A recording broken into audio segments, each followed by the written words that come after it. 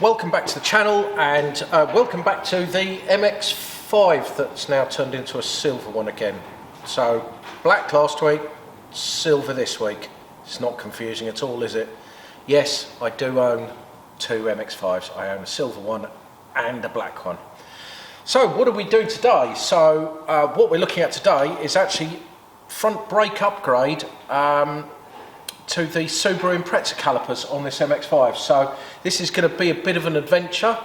I've seen lots of posts on forums and groups about that this is a good upgrade and that you can buy some brackets to do it. So I bought the brackets.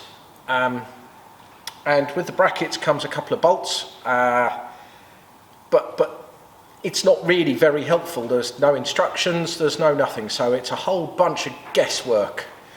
What do you need to go with the brackets? So let's make the obvious thing, the Subaru Impreza 4-pot calipers. So you need to find a set of these. Now, rather than buying the cheap Chinese knockoff second-hand, brand new ones, I bought these second-hand because they're original Subaru calipers. Now, you can buy the cheap Chinese ones on eBay for, I don't know, 150 quid for the pair.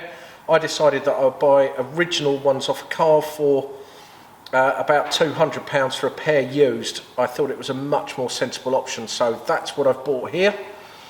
The other thing that you need is a set of discs. Now, these are off a Renault Grand Scenic, believe it or not, and I've bought the Brembo high carbon discs. So Brembo high carbon discs off a Renault Grand Scenic, which are 300mm wide. And then the last thing that you need, well, not quite the last thing, some bolts to fit the Subaru calipers. I ended up going to a local company that stocks lots of them because I couldn't find the right things otherwise, and when I bought the calipers they weren't supplied with it. So they're a very odd fitment. They're a fine thread, I think M14 fine. Last thing I needed to do was make a small spacer to go in here. So basically the small spacer goes in the middle of the disc because the centre bore of the disc is different to the centre bore of the Mazda hub. So I basically made this spacer out of some alloy wheel spigot rings. Again, I'll find the eBay part numbers and put them in the description below so everybody can go and buy the right parts that I've bought. The other area of concern is actually the hose. Now, I'm still working on this. I've got it working with the Subaru hoses. I think it will work with the Subaru hose, but I'm not particularly happy with it. So I'm going to also put in the description the type of hose that you need to buy from Hell, a nice braided one, so that you can have it already. So they're all the bits. That's the car. Let's get to it, take this one apart, and then I will show you all of the bits and pieces that I had to do through the process. Okay, whilst I'm sure everybody is able to take the calipers off themselves, I'm just going to go through the process anyway, just quickly show you, so I'll probably speed all this lot up. I do have a clamp though for clamping the brake hose because getting brake fluid all over the floor really annoys me. So first thing I'll do, clamp off the hose, undo the banjo, undo the caliper, take the caliper off.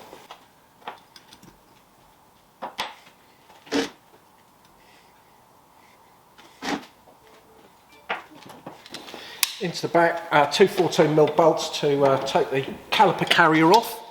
These are always really tight for some reason. I don't know why people feel the need to try and murder these bolts. They just need to be tight. The force is rotational, so they don't need to be killed when you do them up.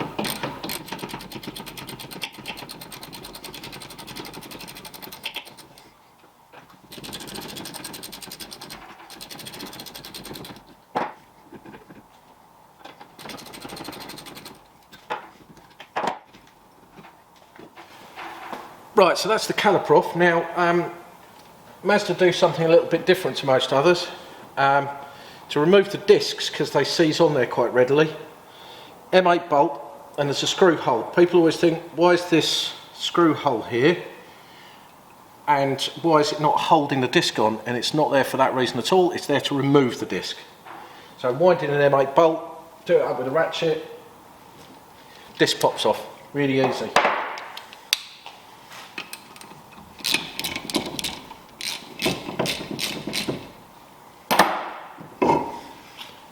Simples, there you go, you can see where you just wind it in, pops the disc off.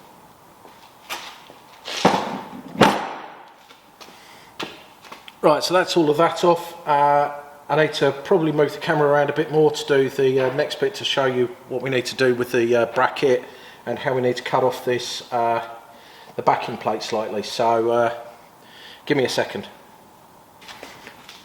Right, so we have the bracket, and it looks a bit of an odd shape, but it starts making good sense when you start trying to fit it up in the gap.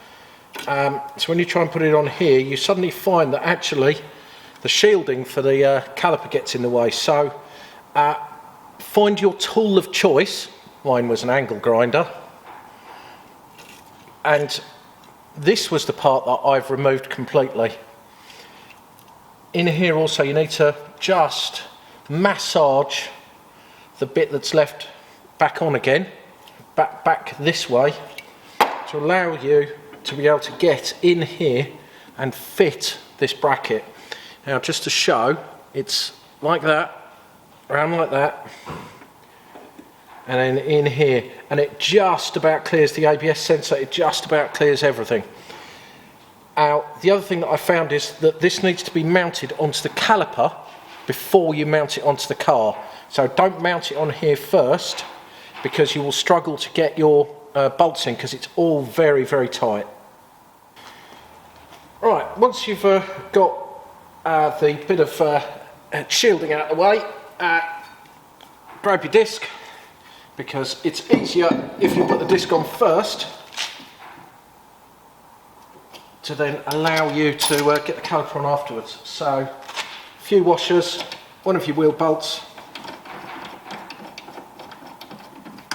just then holds the disc on in the right place. Make sure it's not catching any of the heat shielding, and then we're good to start putting the caliper on. Right, now for probably the most fiddly part, I'm going to try and get the caliper up into here. I've already fitted the new bracket on the back, so that's all snug. So I've got to try and fit the caliper in over the disc and get the bolts lined up. So not the easiest of tasks. It's not.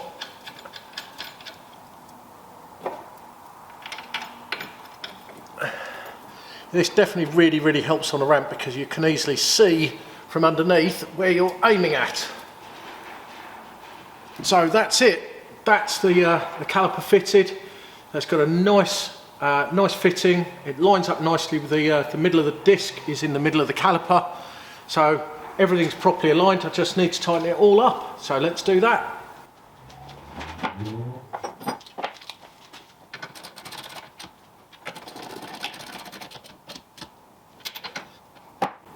All done up. Now the final piece of the puzzle relates to the brake hose. Now, unfortunately, the one off the Mazda is too short. The one off the Subaru is actually too long. So what I'm going to do is I'm going to put a link in the description to hell with all of the information, so that you can buy the right length with the right fittings on either end, because I haven't bought this yet. I had to measure it. But basically we need a 90-degree fitting with the banjo, and then the correct female fitting which is 10mm at this end, and that will then give us a fully working brake hose. You can use the Subaru ones, they do fit, but there's definitely a risk of them rubbing on some of the suspension uprights if you try and use it long term, so I would absolutely buy the right ones that I'll put in the description for you. Right, so that's a wrap. So we've managed to get everything fitted, everything works. I've used the original Subaru hoses for the moment, and they do fit, but they are too long. So I am going to order the right ones from Hell and get all of that stuff right. But it's a really, really good fit. It works really well. I do have one serious word of warning though. These calipers do not fit underneath the standard sport wheels, the 16-inch wheels. They just don't, they hit. I think if you ran some spacers, some nice hub-centric spacers, then they will fit. Probably need 5mm. I don't have any here to try. I mean, fortunately, on this car I'm running a set of OZ aftermarket wheels and they fit just fine. But be really, really wary of that. They do not fit underneath the standard Mark 2.5 sport wheels. They just don't fit. So I suspect they won't fit under 15s either. So anyway, thanks very much for watching. Please like, please subscribe. I've made 100 subscribers. I know, it's amazing. I never thought I'd make more than 10. So to make 100, I'm really pleased about. So again, thanks very much for watching, and hopefully I'll have another video for you next week.